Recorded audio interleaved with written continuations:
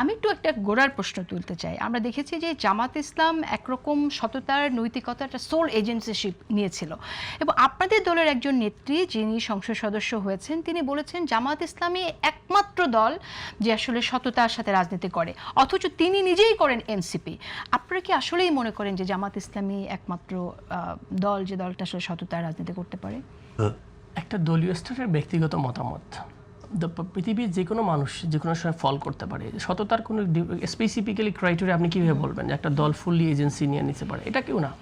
তাহলে আমরা অসৎ, আপনি অসৎ, এটা কেউ কোশ্চেন করতে না। আমি আপনাদের দলের নেত্রী, উনি বলেছে ওনার আন্ডারস্ট্যান্ডিং থেকে উনি যেটা মেজরিটি জামাত ইসলামের লোকজনকে মানুষ দুর্নীতিতে কম পেয়েছে, ওনাদের মন্ত্রীরা যখন ছিল তখন ওনাদের দুর্নীতি কম্পারেটিভলি কম পেয়েছে, 2 জন মন্ত্রী ওনারা ছিল, যেগুলো এক্সাম্পল বাংলাদেশের রাষ্ট্রে মানুষের এক্সাম্পল দুর্নীতি কখন করার সুযোগ পায় যখন পাওয়ারে হোল্ড করে।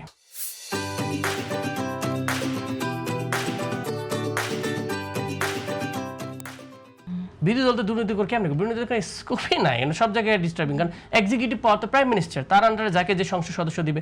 একটু আগে ভাই বলতেছিল যে চোখ উঠাই নিবে বিরোধী দলের এমপিদেরকে। সরকারি দল হলে তো নিতে পারতো না, সরকারি দলের পুরো ফুল প্রশাসন তাদের আন্ডারে। বিরোধী জোটেরও আবার একজন বলেছিল একদম দেখে নেব, ওটা কথার কথা হতে পারে। বিষয়টা হচ্ছে যদি কেউ করে থাকে, বিষয়টা হলো ন্যাচারালি বাংলাদেশের কালচারটা কি, সরকারি দল উইনার টেক্স অল। সব জায়গায় দপ্তর অফিস সব জায়গায় ডানে বামে তাকাইলে দেখবেন ডিসির বাম পাশে ডান পাশে, ইউনোর ডান পাশে বাম পাশে একটা স্মার্ট দলের লোক নাকি, ওনাদের কোনো পাওয়ার নাই, ওনারা সব জায়গায় দখল করে রাখছে, শেষ করে দিতে হবে। সেই জায়গা থেকে যেটা বললেন 18 মাসের কথা কেন 18 মাসে যে করছে আপনি শ্বেতপত্র প্রকাশ করেন না, আমি বুঝলাম না। অসৎ আপনি সাহস নাই কেন? আপনি যদি আমি বলি কেউ যদি অন্যায়ভাবে টাকা নেয় আপনি বলেন আমি অসৎ, আপনি এই রেসপন্স। ঠিক আছে, আপনারা সংসদে বলবেন। হ্যাঁ, সালেউদ্দিন আপনার মন্তব্য শুনতে চাই। আসলে আপনি বলছিলেন যে ভাগাভাগির বিরুদ্ধেই আসলে গণঅভ্যুত্থানটা হয়েছিল, আমরা আলোচনা এক জায়গায় চলে যায়। আমাদের বাংলাদেশটা আমরা একটা গতানুগতিক পদ্ধতিতে আবার কি চলবো কিনা এটা হলো বিষয়। আপনি সারা পৃথিবী দেখেন, উন্নয়নের কাজ করে স্থানীয় সরকার প্রতিষ্ঠানগুলো, এমপিরা হচ্ছে নীতি নির্ধারক। কিন্তু আজকে এমপিদেরকে এই গরম বরাদ্দ, চাল বরাদ্দ, অর্থ বরাদ্দ ইত্যাদি রেখে তাদেরকে দুর্নীতিগ্রস্ত করা হচ্ছে এবং তাদেরকে দানব বানানো হচ্ছে। এবং নির্বাচন আসলে দেখা যায় এক একটা এলাকায় 20 কোটি, 30 কোটি, 50 কোটি টাকা খরচ হচ্ছে। এগুলা এই সব জায়গা থেকে আসে। ফলে আমাদের কোথায় বরাদ্দ দেয় বলেন তো ভাই, সংখ্যাটা বলেন।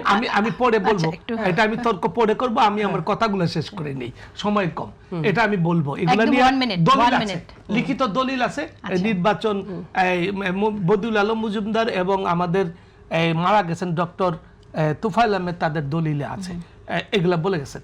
আমাদের দরকার হচ্ছে স্থানীয় সরকার প্রতিষ্ঠানগুলো, জেলা পরিষদ, উপজেলা পরিষদ, ইউনিয়ন পরিষদ, পৌরসভা পরিষদকে উন্নয়নের কেন্দ্রবিন্দু করা এবং ওখান থেকে খবরদারি কর্তৃত্ব বন্ধ করা। আর এমপিদেরকে দায়িত্ব দেওয়া উচিত হলো ওই সব প্রতিষ্ঠান দুর্নীতি হচ্ছে কিনা, স্বচ্ছ এবং সুষ্ঠুভাবে চলছে কিনা, এবং দেশের নীতি নির্ধারণী জাতীয় প্রতিষ্ঠান কিভাবে চলবে, দেশ কিভাবে চলবে, দেশের নিরাপত্তা ইত্যাদি তারা তৈরি করবে, সমাজকে একটা ভালো গাইডলাইন দিবে। সারা পৃথিবীতে তাই, আমাদের এই উপমহাদেশগুলোতে এই কালচারটা আছে। এমপিরা এই যে একটু আগে দেখলেন না, বরাদ্দ নিয়ে টানাটানি চলছে, কারে কত গম কত টাকা দেওয়া হয়েছে, এইগুলা বাংলাদেশের মাথা দেখতে চায় না। একেবারেই সময় নেই।